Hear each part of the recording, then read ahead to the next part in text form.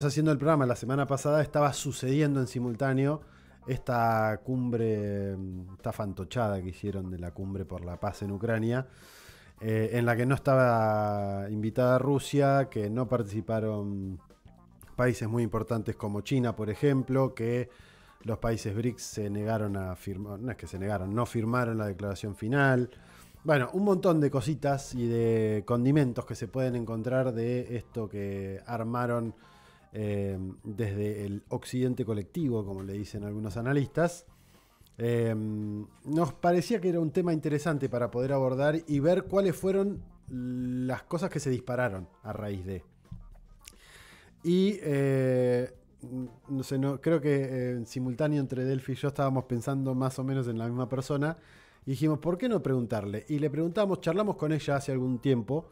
Y nos encontramos con ella nuevamente mediáticamente en el programa que hace ahora con Pablo Iglesias e Ina Afinogénova. Estamos hablando de Irene Sugasti, que es politóloga, es periodista, es máster en relaciones internacionales y que tiene la amabilidad de, antes de salir de viaje, atendernos unos minutos a nosotros. ¿Cómo andas, Irene? Un gusto, Nicolás Sanpedro y el resto de Marcha de este lado.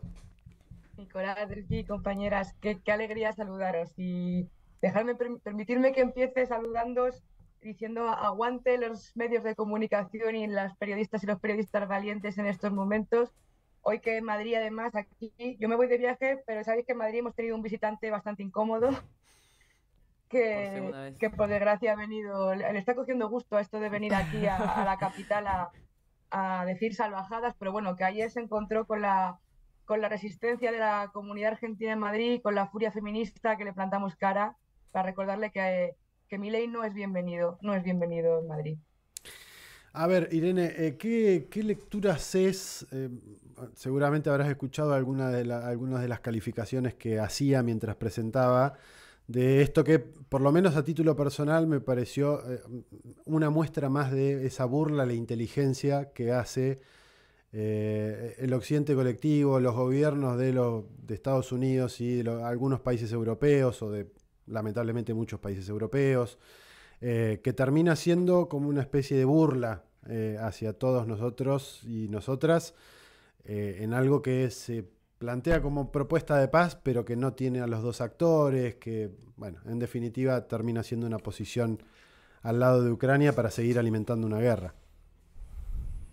Absolutamente, es que, como tú bien dices, primero es un insulto a la inteligencia de la ciudadanía, porque llamar cumbre de paz a una cumbre en la que no está una de las dos partes, bueno, pues para cualquiera que tenga unos conocimientos minimísimos sobre la gestión de conflictos, en cualquier nivel, desde una guerra a cualquier otro conflicto, sabe que si una de las dos partes en la mesa es complicado llegar a ningún acuerdo, pero sobre todo es todavía más obvia, ¿no? Que no era una cumbre de paz, sino que era una cumbre para que en Occidente sigamos legitimando la guerra, el hecho de que era casi una prolongación de la cumbre del G7 con los mismos protagonistas, con los países del Occidente, de ese mal llamado norte global, de esa minoría, porque nunca olvidemos que son una minoría con respecto al resto del mundo y además totalmente alineada con la OTAN y con sus objetivos. Por lo tanto, eso no era una cumbre de paz, era una pantomima absurda y como tal se ha demostrado y creo que los resultados han sido tan tristes y tan pobres que ya solamente con eso lo tenemos claro, ¿no? 160 estados invitados,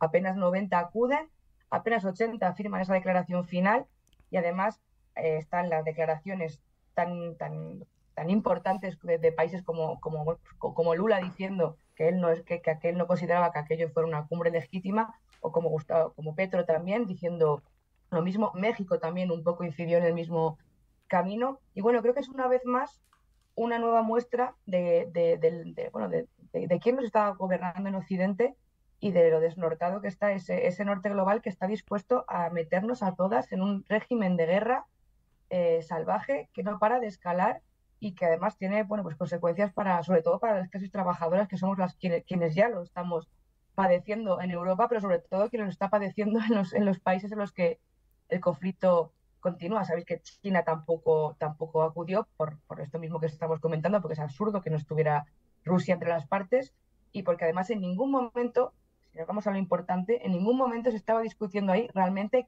qué se podía negociar para llegar a un alto el fuego y para llegar a una paz negociada en el conflicto ucraniano. Esa cuestión nunca estuvo sobre la mesa. Y es muy triste, porque no es la primera vez, porque ha habido otros intentos de construcción de paz en Ucrania y eso sí han sido continuamente saboteados y boicoteados desde Occidente.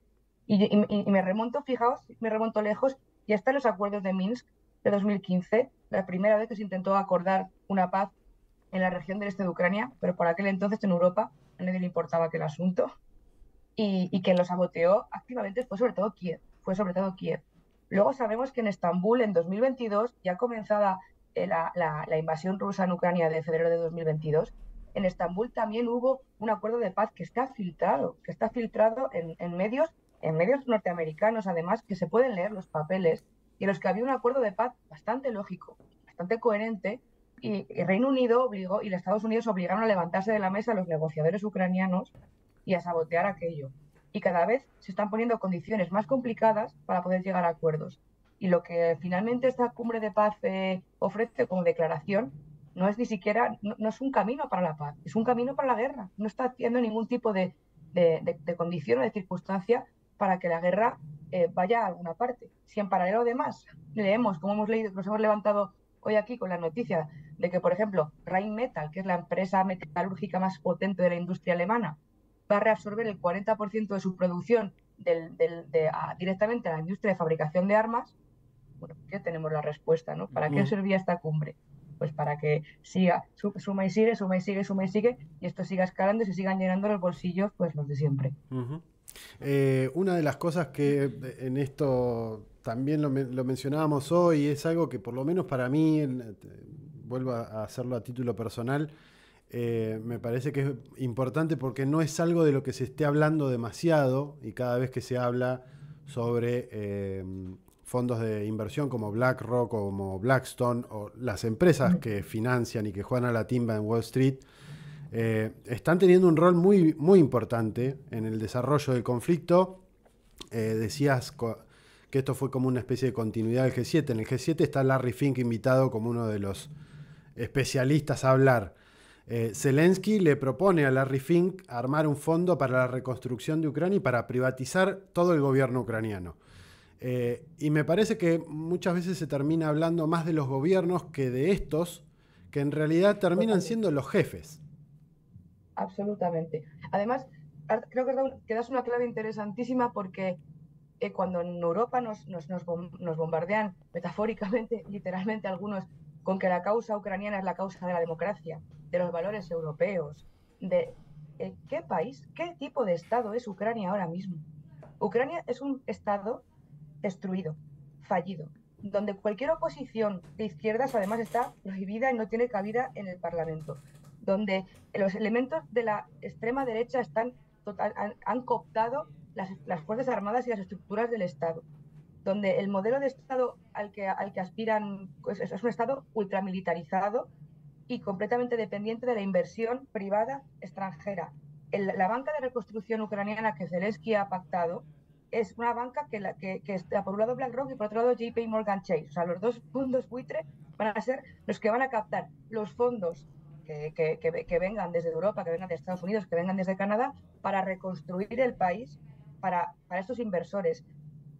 La mano de obra ucraniana, todas esas personas refugiadas que huyeron de la guerra, pero ya desde 2015 hasta ahora, son ahora mismo explotadas y son la mano de obra precaria del centro de Europa, en Alemania y en Polonia y en la República Checa. Los refugiados ucranianos han sido personas que ahora mismo están siendo pues, también víctimas de toda esta política. Aunque nos quieran vender una política de acogida, en Europa somos fundamentalmente racistas y proteccionistas con nuestras fronteras, y aunque en un principio se hizo mucha propaganda en torno a que recibíamos con mucho cuidado a la población ucraniana, eso no es cierto, y también hay una situación humanitaria de crisis ahí. Y lo que tú comentas, yo resumiría muy bien, creo que la guerra de Ucrania se resume muy bien como un conflicto en el que está entre Blackwater y BlackRock. Blackwater son esos ejércitos privados de securitización norteamericana que son cada vez más grandes, porque la industria de la defensa cada vez depende menos de las fuerzas armadas, digamos, estatales, y más de este tipo de empresas que son un poco catch-all y que lo que hacen es privatizar todo lo que tiene que ver con la seguridad. Y por otro lado tenemos a BlackRock, fondo buitre, que está que está, bueno, pues eso, fagocitando todo lo que sea la reconstrucción de infraestructuras, de energías, de elementos clave. ¿Qué Estado va a quedar para cuando Ucrania quiera levantar la cabeza? ¿Qué va a quedar allá? Absolutamente nada, absolutamente nada. Y nos dicen que esos son los valores que estamos defendiendo como Europa. Pues es que yo de esa Europa me bajo, sinceramente. Os lo digo como, como europea, que además tenemos mucha esperanza en el sur global y especialmente en los movimientos de América Latina, porque para demostrar que hay otra forma posible de pensar el mundo, las relaciones internacionales, las relaciones entre estados, la resistencia a toda esta internacional conservadora y a la que además, bueno, pues Europa ha puesto alfombra roja, porque en esto hay un consenso político desde la socialdemocracia europea hasta la extrema derecha. Nadie impone coherencia. Y cuando en Europa tú quieres ser una voz crítica y decir, oye, que yo estoy por la paz, que eso no quiere decir que yo sea un prorruso, porque además sabéis que bueno, esa propaganda de demonización de todo lo que sean los discursos pacifistas que ya te colocan como en otro lado del debate y tal, están haciendo que haya periodistas que están presos en Europa. Tenemos un periodista, Pablo González, que lleva 2 años en Polonia, preso, acusado de espionaje que nadie ha demostrado del Estado ruso. Si una persona tiene unas posiciones críticas con este tema como las que puedo tener yo o estáis teniendo vosotras, pues muy probablemente pierda muchos puestos de trabajo y muchos espacios públicos para comentarlo, porque el consenso con la guerra tiene que ser total. Y ese régimen de guerra ya no es únicamente los millones de armas que estamos mandando a Ucrania y que por cierto, ¿qué va a pasar con todo eso? Porque no hay un control sobre las cantidades que se han mandado de munición, de armamento ligero, que ha caído en manos de grupos paramilitares, de población civil, de grupos criminales. Ya hay informes demostrados de la inteligencia europea de que las armas que se han enviado a Ucrania son ya parte pues eso, de grupos de crimen organizado transnacional. ¿Quién está vigilando todo eso? No, pues aquí se sigue defendiendo la postura de que hay que seguir enviando armas. España acaba de firmar un acuerdo de 1.000 millones de euros. 1.000 millones de euros, el presupuesto que no tenemos para la sanidad o para la educación públicas, lo vamos a mandar en armamento para Ucrania. Además, ¿con qué resultado? Si ahora mismo Ucrania es un país que además su población joven está condenada o al exilio o a ser carne de la picadora y morir en el frente. Nadie dice las bajas que hay porque tienen que ser terribles, porque es un país en el que los hombres de 25 años están obligados a presentarse a las listas para ser movilizados al frente, y los que no lo hacen son ciudadanos de segunda, son directamente delincuentes. Esa es una democracia europea, ese es un país al que le queremos dar la categoría digamos, de ser como el dorado, ¿no?, de las democracias, donde todos los europeos tenemos que volcar nuestra solidaridad. Pues es que le veo muchas lagunas, sobre todo cuando además estamos viendo en paralelo el genocidio en Gaza, que nos pone un espejo muy claro de cuando Europa quiere ser activa e imponer sanciones y ser un país de acogida y apoyar, y cuando es absolutamente ciega ante un genocidio y una catástrofe humanitaria.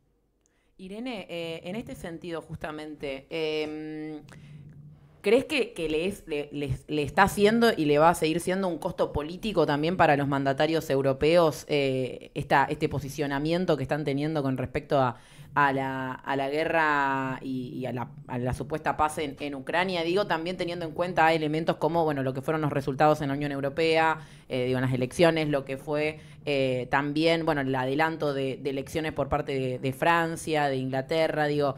¿Crees que eso también puede venir como, bueno, porque justamente vos decías, no, me parece muy claro cuando decías, toda esa plata que no está para la salud, no está para la educación, está para mandarla en armas, digo, ¿crees que eso está generando como cierto rechazo popular o todavía hay como cierta cortina de humo? Pues es una muy buena pregunta, Delphi. Yo creo que de 2 años para acá sí que se está moviendo un poco el marco, porque ya la ciudadanía empieza a ver las consecuencias de las guerras en sus propios bolsillos y en sus propias vidas, ¿no? Y al final, que es muy egoísta tener que verlo así, pero cuando decimos que lo internacional es personal y lo internacional es político también, es eso, que el coste de la vida, el coste de la energía, el control social y la securitización, todo eso al final también está generando un descontento. ¿Cuál es el problema? Que ese descontento, quien lo está absorbiendo en gran parte de Europa, es la extrema derecha.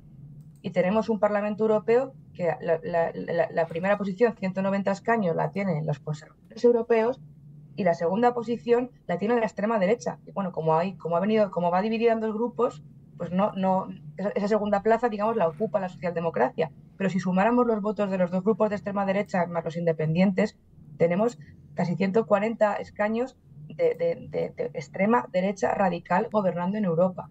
Y las voces de la izquierda, bueno, se han mantenido a nivel europeo, pero lo que es la izquierda pacifista y la izquierda que está abogando por una vía de paz y sobre todo impugnando el régimen de guerra como modelo de construcción de esta fase del poscapitalismo, esa izquierda está siendo demonizada y silenciada. Entonces, creo que no hay todavía un coste político importante y el gran riesgo que afrontamos ahora mismo en Europa es que ese coste político lo está capitalizando la extrema derecha con discursos xenófobos, con discursos que tienen que ver con básicamente más militarización y más control social y no estamos siendo capaces, en gran parte, como digo, por ese silenciamiento donde la socialdemocracia ha sido especialmente cómplice de las voces que pedían la paz, que en cuanto tú pedías la paz eras poco menos, bueno, pues eso, que casi un terrorista internacional, o que un rendicionista, o que no querías Europa.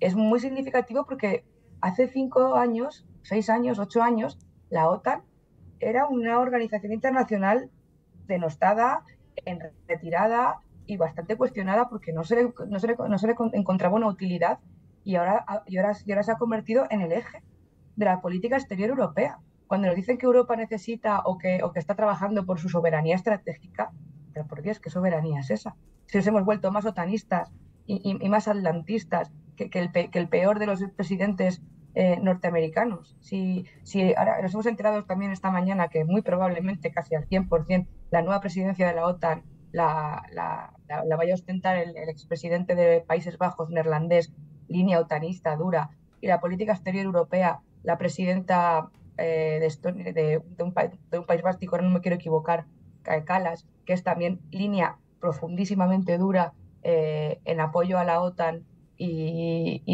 en toda esa militarización social y del Estado. Pues es que, claro, tenemos un problema porque hay que construir un discurso alternativo y bueno, si no somos capaces, ese descontento no va a generar que pare ni que pare la guerra, ni que pare esta lógica suicida de escalada de violencia, de escalada de gasto militar, de pérdida de derechos sociales y de gasto social, sino que lo que generemos sea una oposición todavía más radicalizada y manipulada por elementos de la extrema derecha, como ayer mismo veíamos, por ejemplo, a Javier Milei y a Isabel Díaz Ayuso en Madrid, porque hay igual que hay una internacional de guerra en marcha, hay una internacional conservadora y reaccionaria, y cuando se encuentran son verdaderamente peligrosas. Irene, como siempre, un gran placer haber charlado estos minutos con vos. Agradecerte nuevamente por haberte tomado estos minutos para intercambiar algunas ideas, y obviamente va a ser tema de análisis y seguir profundizando porque se abren 10.000 cosas que podríamos hablar, me parece. Bueno, así que gracias. Pues cuando queráis, y insisto, muchísimas gracias por el trabajo que hacéis hoy. Que sepáis que desde Madrid, desde el Estado español, os observamos, os admiramos mucho y estamos juntas en esta batalla comunicativa por contar la verdad, por contar el análisis político y por contar las luchas sociales desde abajo y a la izquierda. Gracias, un abrazo grande. Un abrazo fuerte.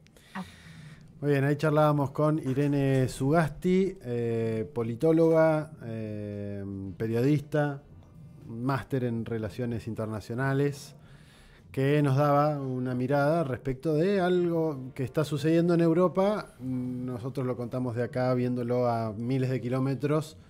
Ella contaba algunas de las cosas que está viendo desde dentro de ese territorio. Linda entrevista, me parece que fue una linda charla. Aparte, en Madrid lo vieron más a Milei que nosotros. Que cualquier provinciano en